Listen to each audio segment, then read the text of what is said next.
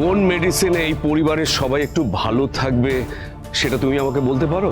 দাদা, কার কাছে উত্তর চাইছো? ওর কাছে উত্তর আছে, কিন্তু দীপার সাথে, দীপার জন্য লড়াই করতে গেলে তো খাওয়া দাওয়া করতে হবে, শরীরটাকে ঠিক রাখতে হবে। আয় দাদা প্লিজ একটু কিছু খেয়ে নিন। আসুন আসুন, দাদাকে নিয়ে আসুন।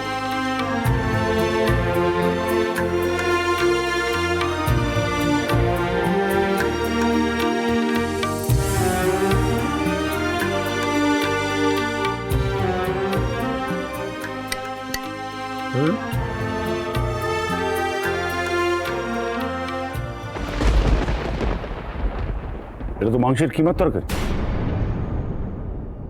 এটা কে বানাতে বলেছে? এটা তো সোনা দিদি ভাই, রূপা দিদি ভাইয়ের ফেভারিট খাবার। এটা এখন কে বানাতে বলেছে বাড়িতে? হ্যাঁ বলো। হ্যাঁ তাই তো। না মানে বাড়িতেই ছিল, নষ্ট হয়ে যাবে। নষ্ট হলে হতো, বাচ্চাদেরও বাড়িতে নেই।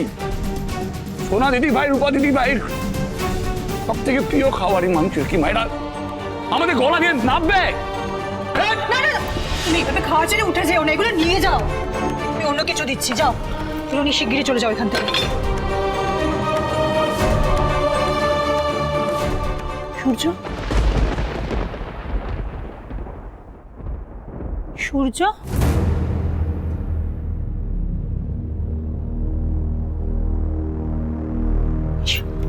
এসো খাবে, এসো। না না আমি খাবো না না, একটু কিছু আমার খেতে ইচ্ছা হবে করছে না বাবা। খেতে। না, চলো। কেন জোর করছো? ভালো লাগছে না বললাম তো একবার। চলো। আরে প্লিজ এরকম না করো ভালো লাগলেও কেন খেতে হবে। insist করছো? বসো এখানে, আমি তো বসো। বললাম আমার ভালো লাগছে না, আমি খাবো না। কেন খাবি না?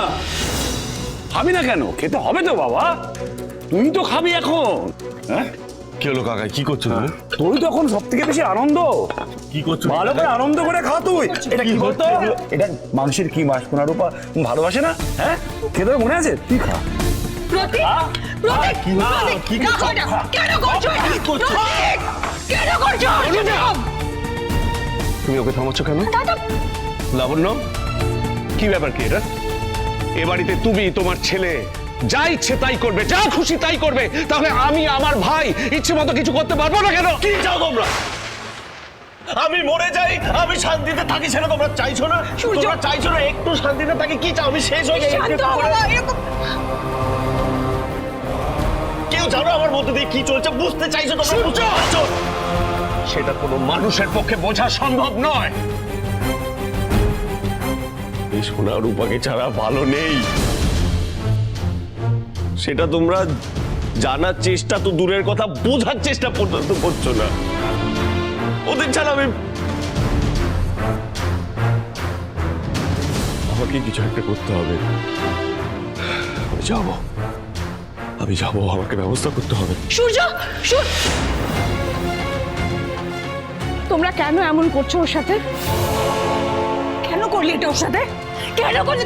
আপনি কেন কেন এভাবে টর্চার করছো ওকে? একটু শান্তিতে থাকতে দাও না ছেলেটাকে।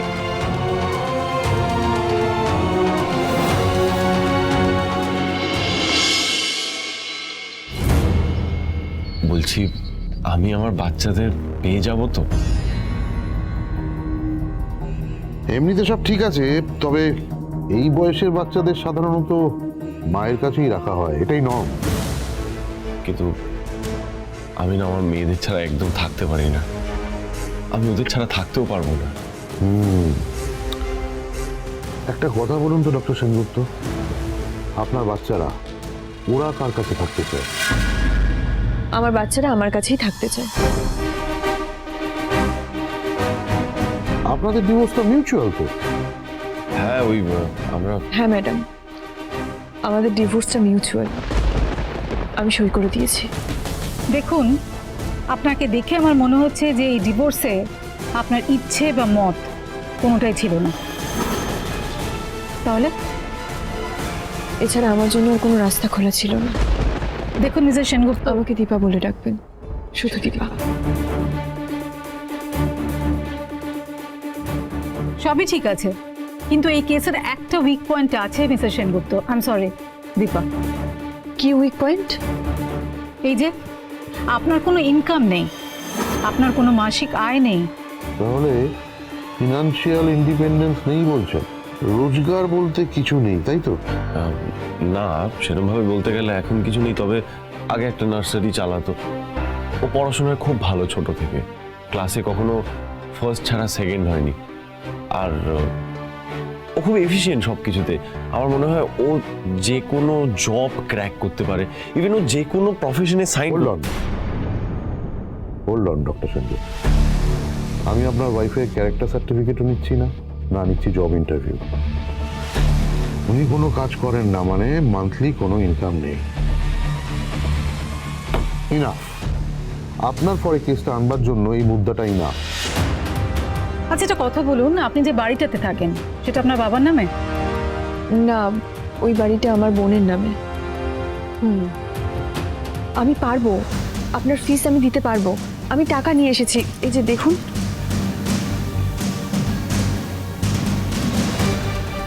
দেখুন, আমি বুঝতে পারছি আপনার একটা টাকার ক্রাইসিস আছে, একটা টাকার ক্রাঞ্চ আছে, কিন্তু দীপা, এইসব কেস লড়তে গেলে কিন্তু অনেক টাকার প্রয়োজন, আপনি জানেন তো।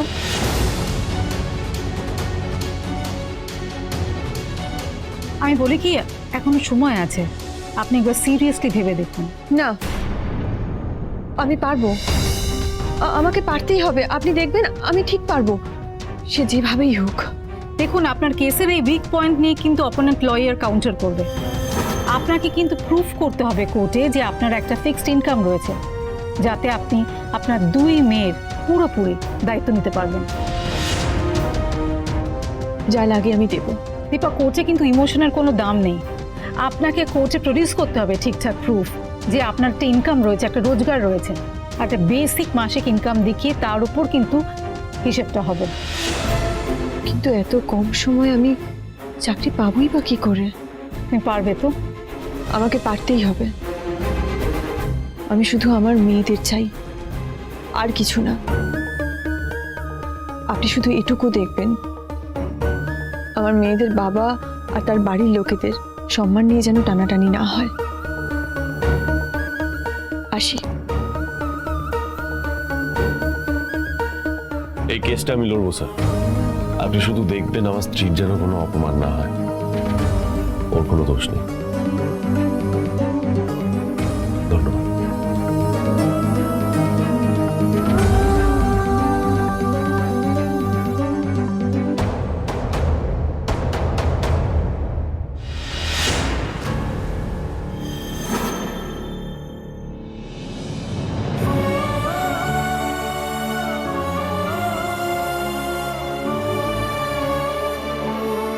তুমি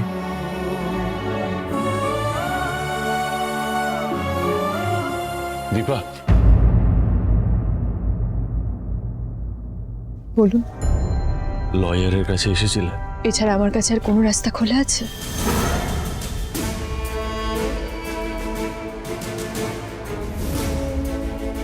দীপা, বলছি তুমি তো সব পারো দীপা, তুমি কি পারো না এই লড়াইটা থামিয়ে দিতে? তুমি কি পারো না সবটা আবার আগের মতো করে দিতে? বলো।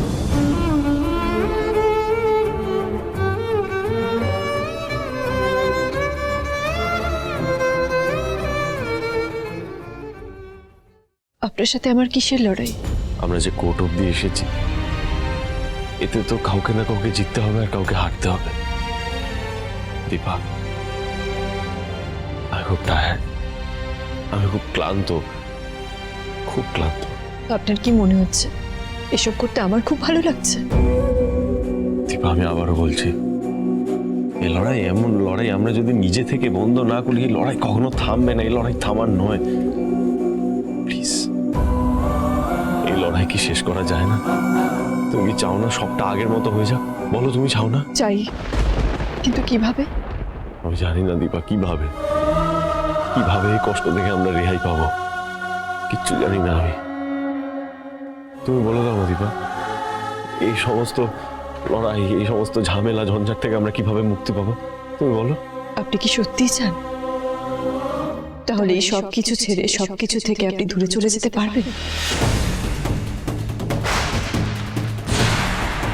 নাম, পরিচয় সবকিছু ভুলে নতুন করে দূরে কোথাও যাবেন ডাক্তারবাবু? আমি কিন্তু তৈরি।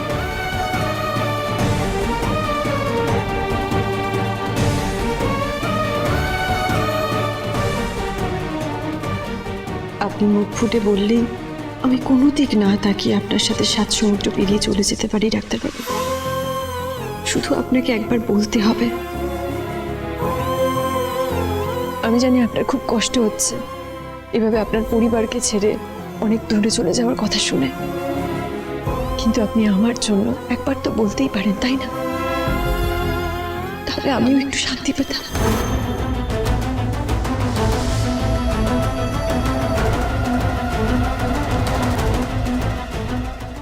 আপনি এখনো চুপ করে থাকবেন, কিছু বলবেন না?